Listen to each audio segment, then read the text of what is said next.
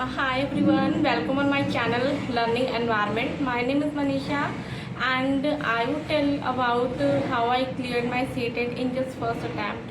So I would tell everything, every strategy, every tricks, how what strategy I have followed.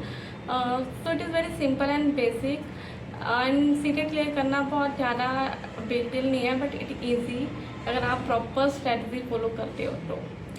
So first of all I would start कि कितना time लगता है आपको, मतलब कितना how much time you required to prepare CTET. So अगर मैं अपनी बात करूँ तो मैंने सिर्फ 10 से 15 दिन तो बहुत ज़्यादा हो गए, 11 to 12 डेज़। 11-12 डेज़ में भी तो मुझे 3 डेज़ तो ऐसे बस साइकिल ढूंढने में लग गया था कि कहाँ से पढ़ना है, क्या कंटेंट पढ़ना है, ये सब चीज़ों में टाइम लग गया। तो आप कह सकते हो कि हाँ 10 डेज़ में मैंने प्रॉपर प्रिपरेशन करी है सीटेट की, और मतलब और सारा जो सिलेबस पैटर्न वगैरह सब कुछ देखने में तो वो सारा टाइम लिया है। तो यह लगा लो 10 डेज़ में मेरी सारी प्रिपरेशन हुई है।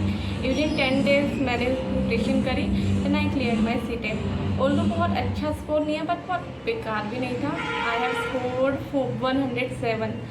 सो इन जस्ट फर्स्ट अटैम्प्ट। तो it was like most important thing, marks is not matter, it just क्योंकि जो स्कूल्स वगैरह में सिर्फ आपके मार्क्स तो देखते ही नहीं है, बस दे नीड सीटेट क्वालिफाइड। तो if you are scoring 90, 91, 90 around, that is also fine. You just need to qualify to your CTET, that's it. So but if you want to improve your score, then you can give again, but first target it. तो initially मुझे लगा था कि मेरा CTET clear नहीं हो पाएगा, but I thought कि चलो चले जाते हैं, अटैम्प्ट दे देते हैं, क्योंकि मैंने सेमेस्टर 2 में अपना सीटेट दिया था।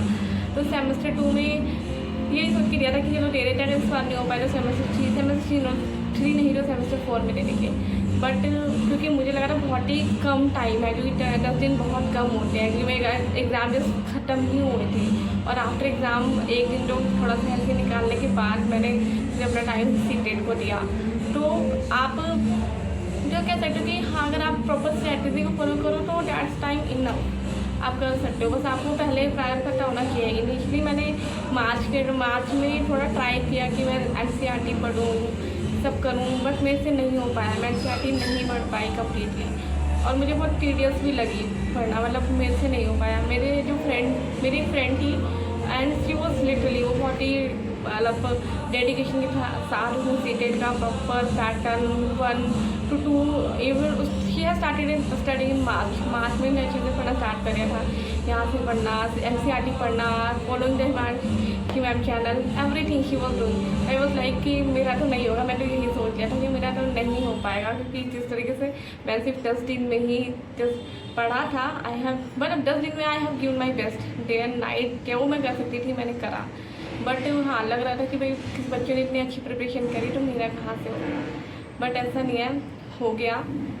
And now I am here to tell कि फिर मैं बताती हूँ आपको प्रॉपर कि मैंने क्या क्या चीज़ें फॉलो करी। तो फर्स्ट क्या, but as I have mention कि 10 दिन मैंने सिर्फ प्रॉपर 10 दिन मैंने बहुत अच्छे से पढ़ा है, जितना मैं कर सकती थी ना वो सब क्या। और मीन वाले मैंने अपनी ट्यूशन से अपनी मैनेज करी, उसके साथ मैंने अपनी पढ़ाई करी, तो जितना मैं कर सकती थी आई हैव डन। तो मैंने 2 चैनल्स को फॉलो किया था। फर्स्ट चैनल की हिमांशी सिंह मैम का चैनल CDP के लिए और इंग्लिश और हिंदी, तो वो मतलब वो मैंने मैम से किया, that really help me a lot, और उसमें मैंने मतलब मेरा अच्छा स्कोर हुआ है।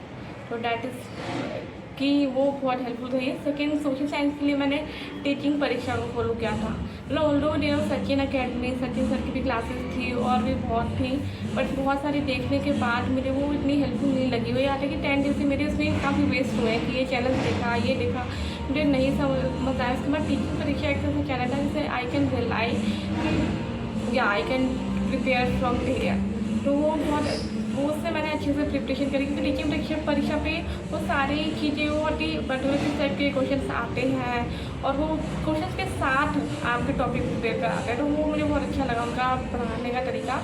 तो और बाकी आप देख सकते हो, आप एक्सप्लोर कर सकते हो, क्योंकि बहुत सारे यूट्यूब चैनल्स अवेलेबल है अलग अलग आपकी पेडागोजी के बेसिस पे। तो मेरी जो बैठक होती है वो सोशल साइंस थी, तो मैंने इस तरीके से अपना सोशल साइंस का लेके मतलब किया। और एनसीईआरटी की बात करूँ तो एनसीईआरटी मतलब वही आता है कि मैंने बताया आपको कि एनसीईआरटी मैंने पढ़नी स्टार्ट करी, but it's become tedious for me. और मेरे लिए इतना सब कुछ सेव कर पाना ईजी नहीं था, क्योंकि साथ में मीन वाइल बीएड का भी चल रहा है, मतलब कॉलेज का भी काम है, और फिर वो सब नहीं मैं कॉपअप कर पा रही थी। तो मैंने एनसीईआरटी को नहीं करी थी। और इनिशियली मैंने 6-7 करने की कोशिश करी, थोड़ी बहुत हो गई थी, पर मुझे लगा कि एनसीईआरटी बुक पढ़ने कितनी हेल्पफुल रही, जितना टीचिंग परीक्षा से पढ़ने के बाद रहा, मतलब मेरे लिए हेल्पफुल रही उनकी क्लासेस। सो एनसीईआरटी आपकी चॉइस है, इफ़ यू कैन डू, आपके पास टाइम है, क्योंकि एनसीईआरटी रिक्वायर्ड टाइम, आपको सफिशिएंट टाइम चाहिए थोड़ा रीड करने के लिए, पढ़ने के लिए। तो एनसीईआरटी आपकी चॉइस है, आप इफ़ यू कैन डू कर लो।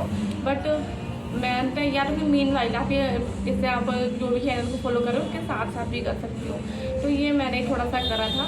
बाकी ये कह लो कि मैं प्रॉपर एनसीईआरटी को भी नहीं फॉलो किया था मैंने। एंड या तो this is how I have done it, ये सब चीज़ें और करती थी, और अपने फ्रेंड से भी डिस्कस करती रहती थी क्या कि अपनी नॉलेज को टेस्ट करने के लिए कि मैंने कितना पढ़ा है।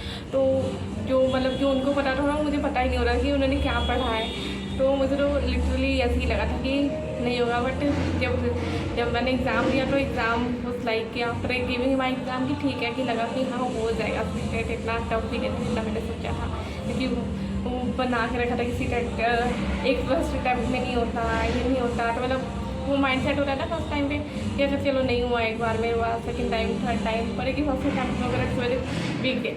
क्योंकि हमारे कॉलेज में कई सारे बच्चे थे जिनको फर्स्ट अटैम्प्ट में सीटेट नहीं निकला था, निकला भी था तो 90, 91 यही स्कोर था उनका। तो यार this is I have told you everything I think.